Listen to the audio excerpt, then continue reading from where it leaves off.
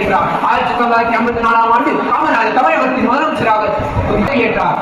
கல்வி, தொழில், பொருளாதாரம், விவசாயம் ஆகிய பல துறைகளில் தமிழ்நாடு வீக்கத்தக்க முன்னேற்றத்தை கண்டது. கரிய செய்பவர்கள் பெரியவர்கள் என்பதை மாற்றும் மன்னன் காமராஜர் பல நலத்திட்டங்களை கொண்டு வந்தார். கிராமங்களிலும் பள்ளிகளை கொண்டு வந்தார். அப்போது பள்ளிக்கு செல்லாமல் மாடு மேய்த்துக் கொண்டிருந்த சிறுவனை கண்ட காமராஜர் ஏன் பள்ளிக்கு செல்லவில்லை என்று கேட்டார். அவனோ பள்ளிக்கு செல்ல வயிற்று கெட்ட செய்வது, மாடு மேய்த்தாதான் சாப்பாடு என்று கூறியதவரை வருத்தத்தில் ஆழ்த்தியது. எனவே எல்லா பள்ளிகளிலும் மத்திய மத திட்டத்தை கொண்டு வந்தார். ஏழை மாணவர்களுக்கும் பணக்கார மாணவர்களுக்கும் வேறுபாடு இருக்கக்கூடாது என்பதற்காக சிறுவனை திட்டத்தை கொண்டு வந்தார்.